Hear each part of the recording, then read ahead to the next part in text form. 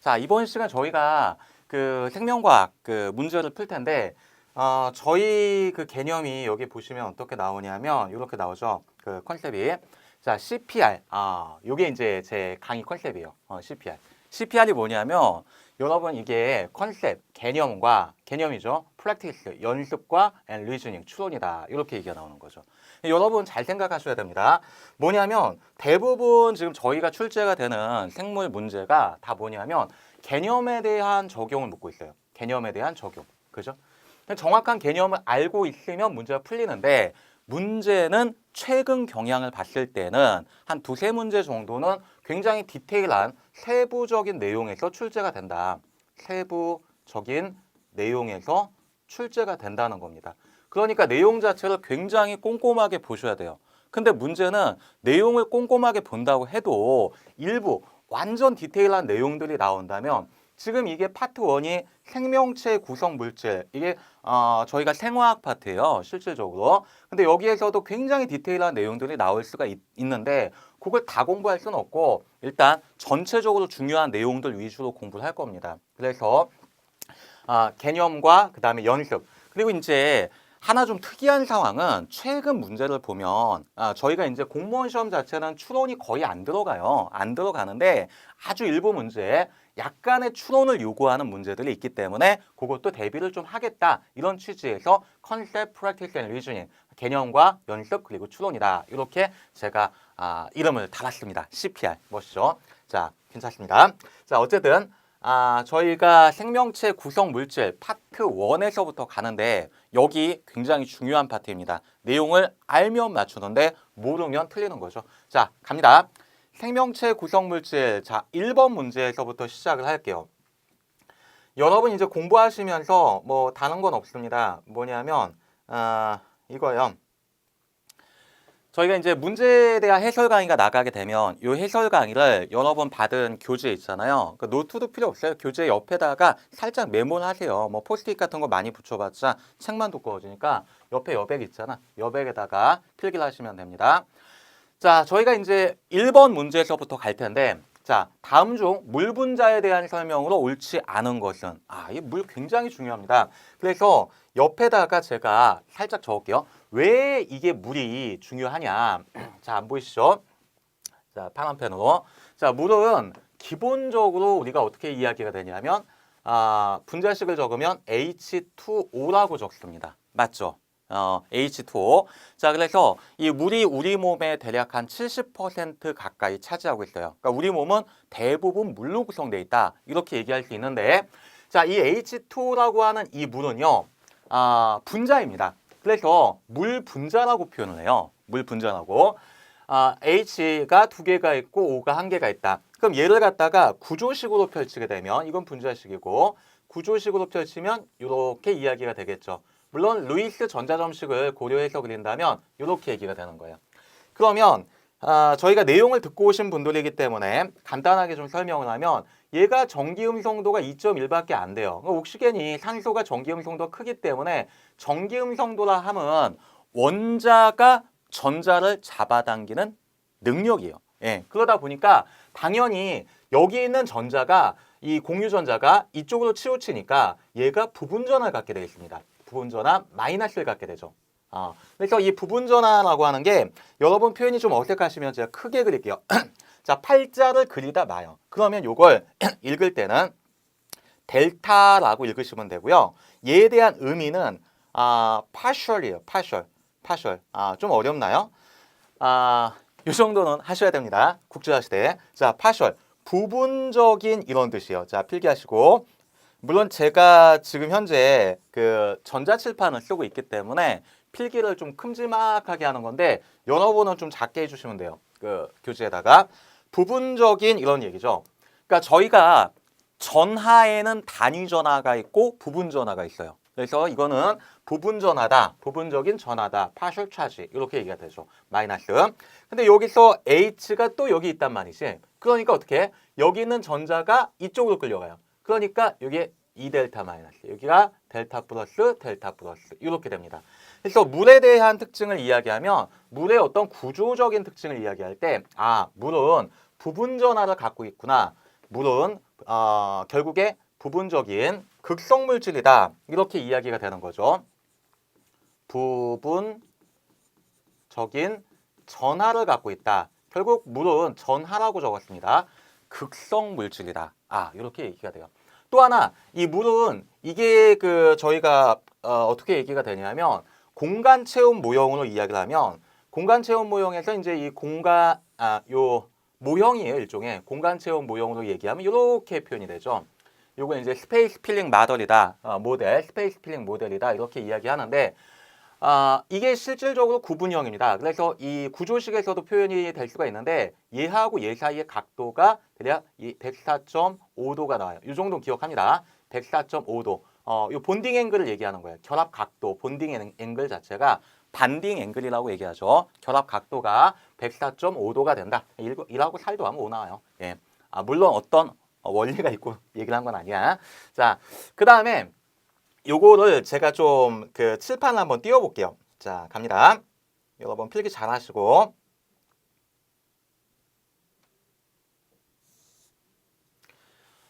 저희가 이제 여기 물 분자가 이렇게 있으면 여기가 부분전하, 그 다음에 여기 부분전하 갖는다. 이렇게 얘기가 되는 거죠.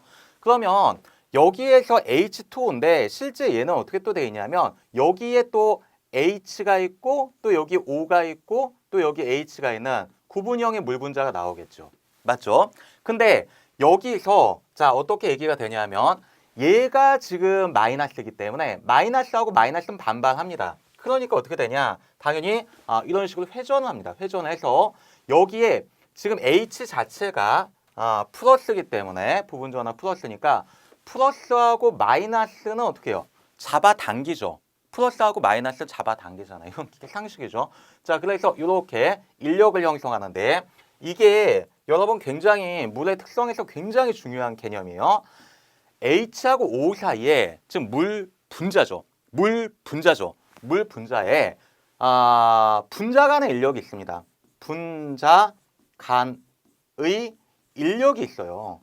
이 분자 간의 인력에는 제가 얘기할 테니까 듣고 잊어버리세요. 일단 분자 간의 인력이 있다니까. 분자 간의 인력에는 다이폴, 인듀스 다이폴, 인터액션, 쌍극자, 유도 쌍극자 상호작용, 다이폴 인터액션, 쌍극자 상호작용, 반데르발스 폴스, 런던 폴스, 그리고 이제 저희가 하이드로젠 반딩이라고 하는 수소결합이 나왔습니다. 수소결합. 그러니까 결합이라고 하는데 제가 지금 듣고 잊어버리시라고 했죠. 그러니까 뭐냐면 분자 간의 인력에는 쌍극자 상호작용이나 쌍극자 유도 쌍극자 상호작용이나 반데르발스 힘이나 런던 힘, 런던 폴스라고 하죠. 수소결합 이런 것들이 있는데 그 중에서 가장 주목할 만한 건 뭐냐면 지금 얘예요. 얘가 분자 간의 인력 중에서 수소결합이라고 하지만 인력입니다. 결합이지만 인력이에요. 자, 수소결합이 분자 간의 인력 중에서 수소결합은 가장 강한 인력이요. 이것 때문에 물의 특징들이 나오죠. 그죠? 물이 갖는 고유한 특징들이 나온다. 그래서 일단 요거를 기억하셔야 됩니다. 분자 간의 인력 중에서 수소결합을 형성한다. 그죠? 일단 기억하시고 물의 특징들이야 뭐 여러분 아시는 거니까 간단하게 넘어갑니다. 자, 그러면 하나하나 좀 점검을 해보겠습니다. 자, 여기서 저희가 물 분자에 대한 설명으로 옳지 않은 것은 실제 나올 수 있는 주제냐? 충분히 나올 수 있습니다. 물 분자에 대한 설명, 정확하게 개념을 알고 계셔야 되고 자, 한번 보죠. 물은 극성 분자로 물 분자 간의 수소결합이 형성이 된다. 여러분 이게 옳은 거하고 옳지 않은 게 은근히 헷갈려요. 은근히 헷갈려. 그래서 항상 제가 문제 풀 때 옳은 거는 O 옆에다가 틀린 건 X 이렇게 표기할 겁니다. 헷갈리지 않겠죠? 자, 물은 가소분해 반응에 직접 참여한다. 예, 맞습니다. 가소분해, 가능할 가짜의 물 숫자인데 물을 이용해서 어떤 고분자를 저분자로 분해하는 반응들 가소분해 반응이라고 얘기합니다. 자, 그 다음에 물 분자는 구분형이다. 예, 맞습니다. 저희가 이제 아까 결합 각도를 얘기했지만 104.5도를 갖고 있는 구분형입니다. 구분형. 예, 저희가 이제 현장에서는 장난을 많이 치는데 저희가 이렇게 나와요. 한 번 했네. 자, 뭐냐면 이렇게 나오게 되면은 여기가 뭐예요? H고 여기가 뭐예요? H고 그렇죠. 제 얼굴이 산소죠. H2O 구분형. 미안해요. 자, 그다음에 H2O. 요 H2O잖아. 이렇게 구분형이다. 그리고 이 결합 각도도 같이 기억을 합니다. 다시 한번 강조하지만 자, 104.5도의 결합을 갖고 있다. 이런 게 나올 수 있습니까? 라고 이야기하면 확답은 못 드리죠. 제가 출제의 진이 아니기 때문에. 다만 104.5도 물 분자의 결합각은 104.5도이다. 충분히 나올 수 있는 내용입니다. 자, 마무리. 물은 전기음성도가 작은 산소와 근데 전기음성도라고 하는 것은 작다 크다를 이야기할 때 비교 상대적인 개념이에요. 비교 상대적인 개념이에요. 뭐냐면 내가 키가 크다라고 이야기하는 건 과학적인 표기가 아니죠. 표현 방법이 아니죠. 표기라는 건 잘못 얘기한 거고 과학적인 표현이 아니야. 왜? 160보다는 제가 키가 170인데요. 170cm죠. 정확하게 과학적인 표기는 저희 그 단위를 붙여줘야 돼요. 160cm보다는 크고 180cm보다는 작다면 이건 과학적인 표현 방법이에요. 근데 비교 상대적인 개념이기 때문에 전기음성도가 크다 작다 이걸 함부로 얘기해서는 안 돼요. 그러니까 전기음성도라고 하는 건 파울링이 정의한 건데 화학을 하는 게 아니야. 근데 내가 아까도 말씀을 드린 게 어떤 거냐면 생화학 파트라고 했잖아요. 그래서 전기음성도라고 하는 거 간단하게 이야기하면 원자가 전자를 잡아당기는 원자가 전자를 일렉트론이죠. 전자가 일렉트론이야. 전자는 E-로 표기합니다. 요거는 알고 계셔야 돼. E-L-E-C-T-R-O-N 읽을 땐 일렉트론이라고 읽고요. 우측 상단에 전하를 표시한 거야. 마이너스. 일렉트론. 원자가 전자를 잡아당기는 능력이에요. 잡아당기는 힘 혹은 능력이다. 이렇게 이야기하면 돼. 좀 개념으로부터 좀 자유로워졌으면 좋겠어요. 저는. 뭐냐면 제가 예전에 공부할 때는 그 교재 책 이렇게 하면서 저도 대학 다닐 때 뭐 이렇게 공부를 했을 거 아니에요. 그리고 학생들 가르치면서 공부를 하는데 문제는 뭐냐면 교재 너무 파묻히다 보면 한 글자 한 글자를 그죠 다 외우려고 하는데 그게 아니고 좀 개념이 딱 이렇게 들어오게 되면은 좀 개념을 좀 활용하고 적용하는 측면에서 좀 자유롭게 적용하면 돼요. 자, 원자가 전자를 잡아당기는 능력이다. 이렇게 얘기가 되고 폴링이 정의를 했어요. 이 전기 음성도 일렉트로네거티비티라는 개념인데 파울링이 정의했는데 이거는 이제 그 플로로가 전기 음성도가 가장 크고 주기율표에서 플로로 쪽으로 갈수록 전기 음성도가 커진다 이거예요. 여러분 정확하게 생화학이나 유기화학 쪽을 하시려면은 당연히 전기 음성도 몇 개를 암기하고 계셔야 되는데 어쨌든 갑니다. 자, 물은 전기 음성도가 작은 산소, 작은지 큰지는 뭘 봐야 되냐면 주기율표에서 플로로죠. 플로린 얘를 기준으로 해서 이쪽으로 가면 전기 음성도가 커져요. 전기 음성도 커진다. 그래서 작은 산소와 전기 음성도가 큰 수소 이게 2.1 정도가 되고 이게 3.0 정도가 되는데 저만 외웁니다. 실제.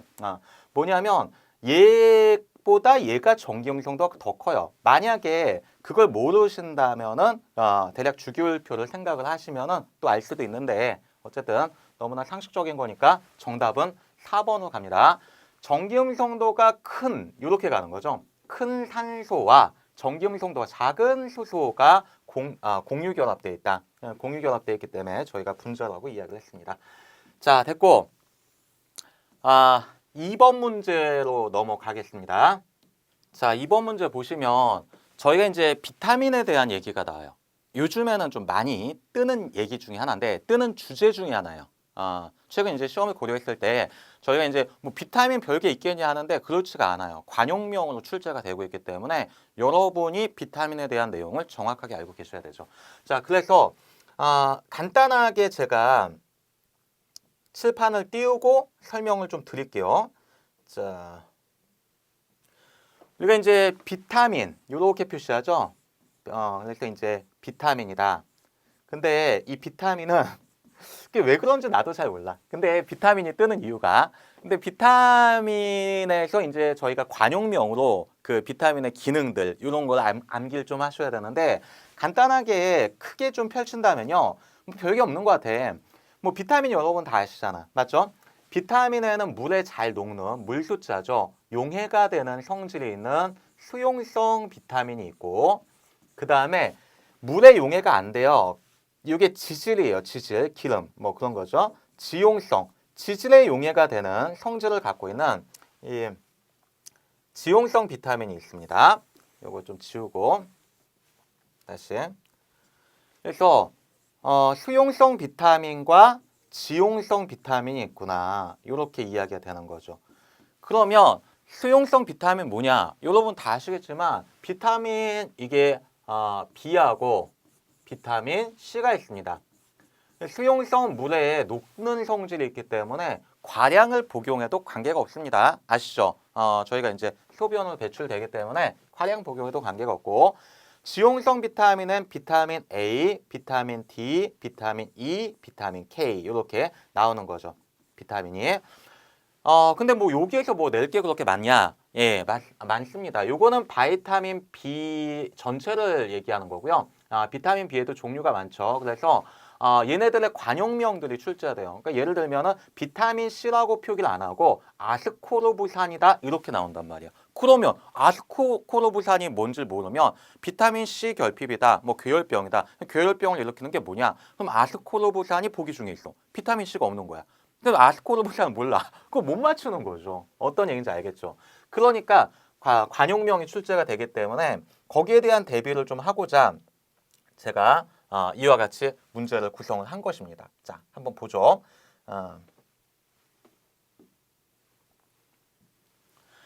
자, 일단 기본적으로 수용성 비타민이에요. 수용성 비타민은 여러분 앞에서 보셨다시피 비타민 B 아니면 비타민 C라고 생각을 할 겁니다. 여기 아스코르브산 나왔네. 그죠?